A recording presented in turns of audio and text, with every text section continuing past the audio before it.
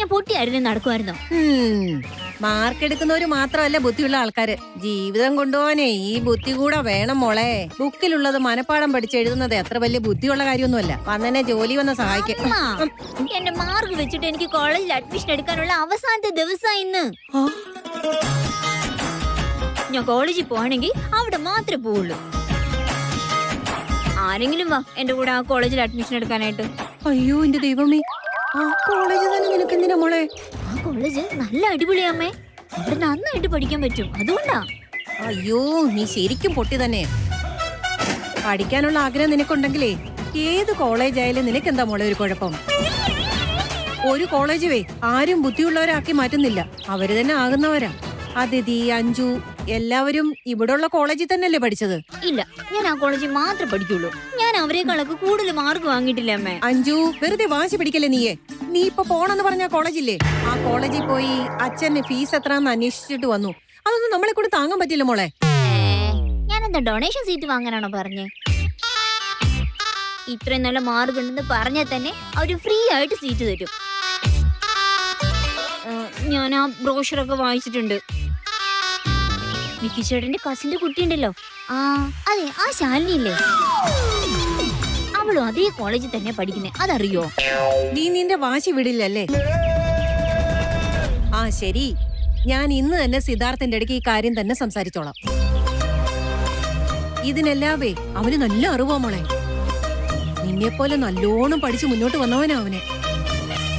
അവൻ ഈ കാര്യങ്ങളൊക്കെ നന്നായിട്ട് അറിയാം. നോക്ക്, ഫീസ് മാത്രം അവനെ കൊണ്ട് കെട്ടിക്കാൻ ഞാൻ സമ്മതിക്കില്ല.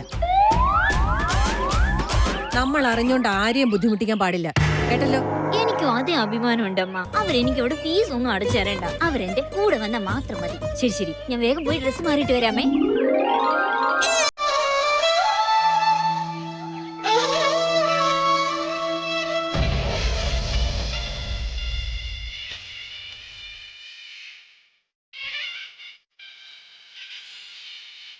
ദൈവമേ, ഏകത്തെ എത്ര നല്ലവരാ, അതുപോലെ തന്നെ എന്തൊരു പാവം.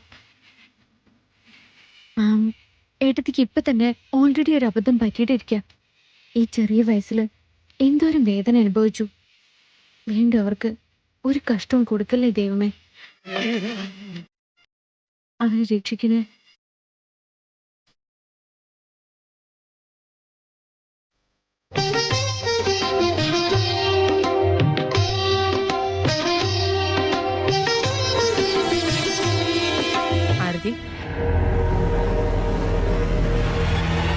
അമ്മേ, ഇതാ കുങ്കുമം.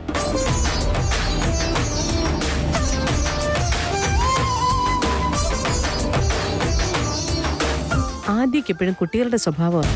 ഇങ്ങനൊരു അവസ്ഥയിലും അവളുടെ ഹെൽത്തിനെ പറ്റി യാതൊരു കോൺഷ്യസും അല്ല അവള്.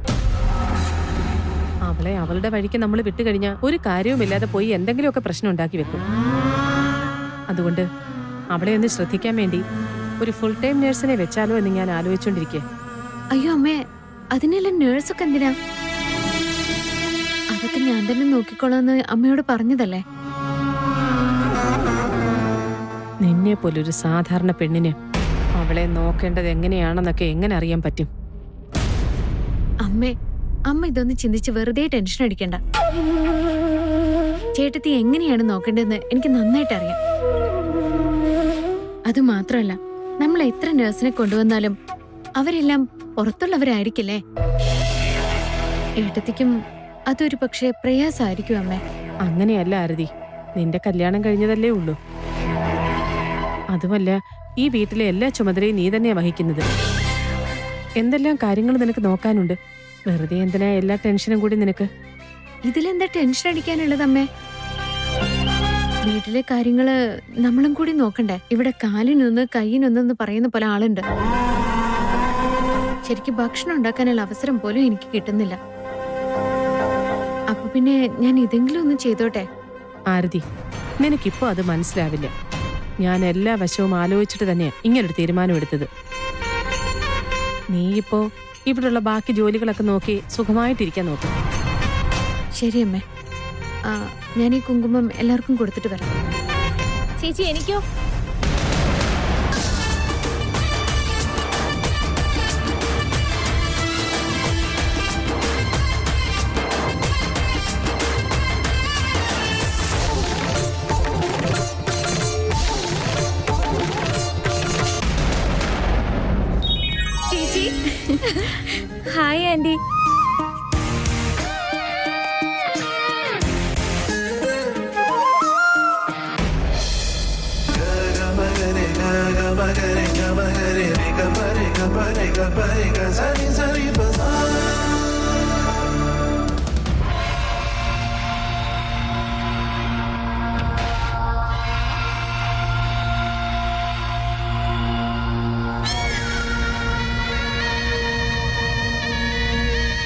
ചേട്ടാ, നീ നേരത്തെ റെഡിയായോ?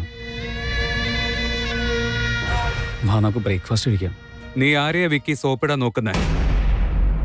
എനിക്ക് നിന്നോട് സംസാരിക്കാൻ ഇഷ്ടമല്ല. എനിക്കറിയാമായിരുന്നു ചേട്ടാ, എനിക്കതിലൊരു സംശയവുമില്ല. നീ ഞങ്ങൾ അക്സെപ്റ്റ് ചെയ്യില്ല എന്നുള്ളത്. ഇന്നലെ ആദ്യക്ക് സ്ട്രെസ് കൊടുക്കണ്ടെന്ന് വിചാരിച്ചിട്ടല്ലേ എല്ലാം ഓക്കെ പോലെ സംസാരിച്ചുകൊണ്ടിരുന്നേ.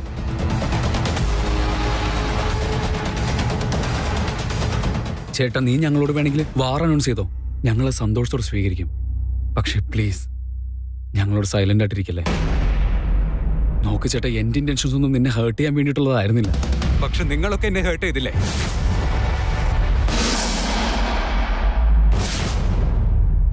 ധ്രുവയാണ് ചേട്ടാ, നമ്മുടെ ധ്രുവ. ദേഷ്യം, മിസ്അണ്ടർസ്റ്റാൻഡിങ് എന്തെങ്കിലും ആവട്ടെ, പക്ഷെ നമ്മുടെയാ.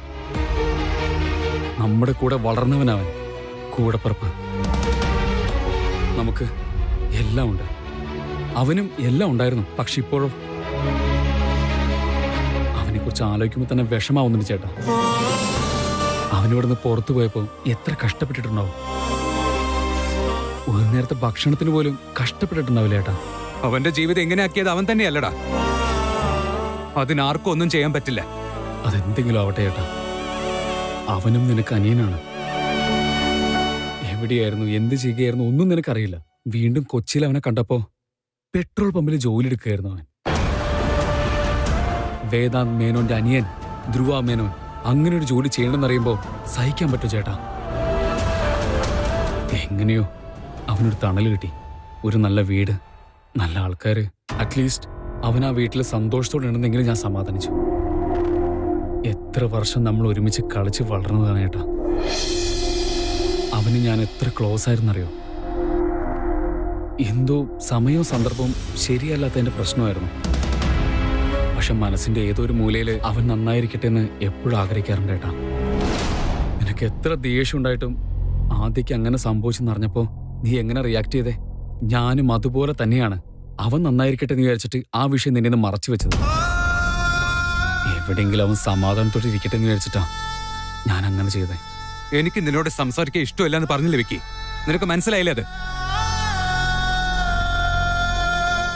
അത്രേ ഉള്ളൂ ചേട്ടാ. അങ്ങനെ തന്നെയാ.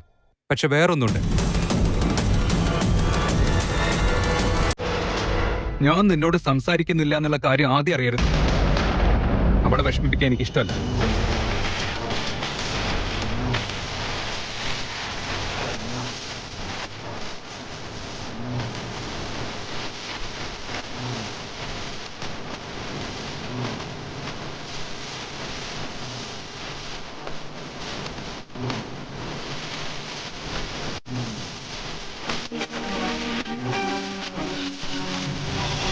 അമ്മ ഇത് പിടിച്ചോ.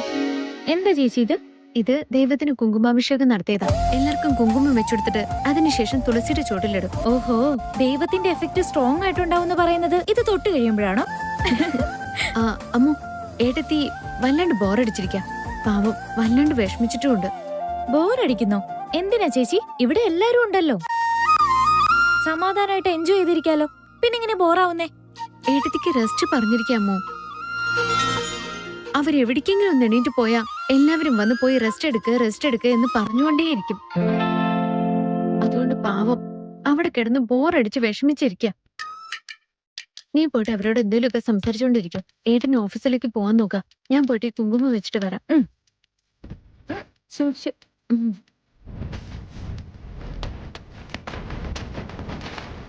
ഓ, പേപ്പറും ഇന്നത്തെ കൊറോണയുടെ ലേറ്റസ്റ്റ് അപ്ഡേറ്റ്സ് ഒന്ന് നോക്കാം.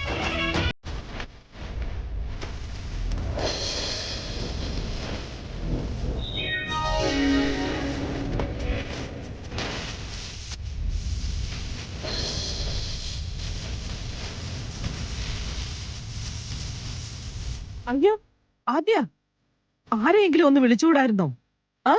ബെഡ് റെസ്റ്റ് ചെയ്യാനല്ലേ പറഞ്ഞിരിക്കുന്നത്? എന്തിനാ മോളെ എണിക്കാൻ നോക്കിയത്? എത്ര നേരം വെച്ചാൽ റെസ്റ്റ് എടുക്കുന്ന മുത്തശ്ശി?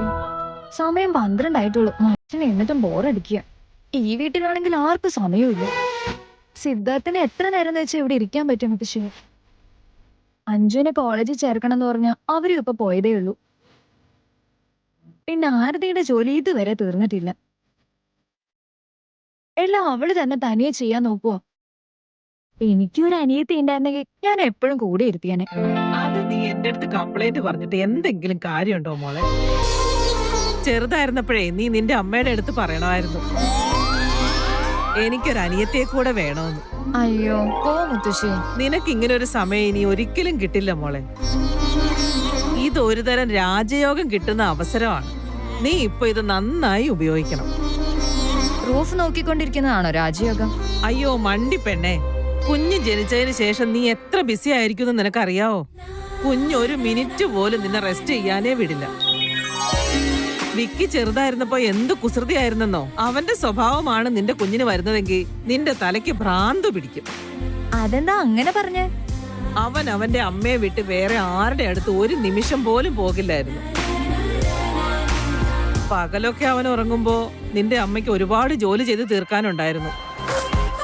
എന്നിട്ട് രാത്രി മുഴുവൻ എഴുന്നേറ്റിരുന്ന് അങ്ങ് ബഹളം ഉണ്ടാക്കും. അവനൊന്ന് വലുതാകുന്നത് വരേക്കും നിന്റെ അമ്മയ്ക്ക് ഒരു വിശ്രമവും ഇല്ലായിരുന്നു. അതുകൊണ്ടാ ഞാൻ പറയുന്നത്, കുട്ടി ജനിച്ചതിന് ശേഷം നിനക്ക് റെസ്റ്റ് എടുക്കാനേ പറ്റില്ല. ഇപ്പൊ റെസ്റ്റ് എടുക്ക്. എത്ര നേരം വെച്ചാൽ TV കാണുന്നതും ബുക്ക് വായിക്കുന്നതും റെസ്റ്റ് എടുക്കുന്നതും മതിയായി മുത്തശ്ശി. ആരെങ്കിലും എന്റെ കൈ കിട്ടിയാലുണ്ടല്ലോ പിടിച്ചു രണ്ടെണ്ണം പൊട്ടിക്കും ഞാൻ. നിന്റെ അമ്മ നിന്നെ നോക്കാൻ നഴ്സിനെ വെക്കുന്നാ പറയുന്ന കേട്ടത്. നീ പറയുന്ന കാര്യങ്ങളൊക്കെ കേൾക്കുമ്പോ എന്റെ തലയില് ഒരു പുതിയ ഐഡിയ ഉണ്ടായി വരുന്നുണ്ട്. ഐഡിയയോ? അതെന്താ മുത്തശ്ശി?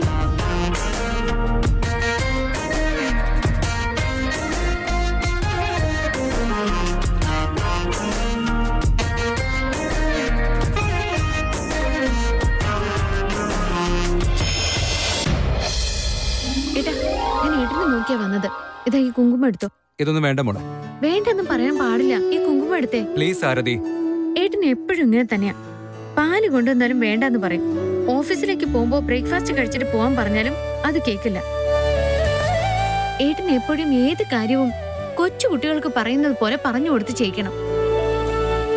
സംസാരിക്കാതെ ഈ കുങ്കുമം ഒന്ന് എടുത്തോട്ടെ. എനിക്കിപ്പോ വേണ്ട മോളെ, എനിക്ക് അർജന്റ് ഒരു ജോലിയുണ്ട്. പിന്നെ ആക്കാം മോളെ.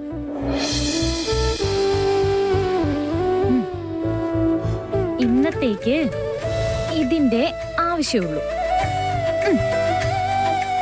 ഓ, ചേച്ചിയുടെ റൂം മോളില്ല.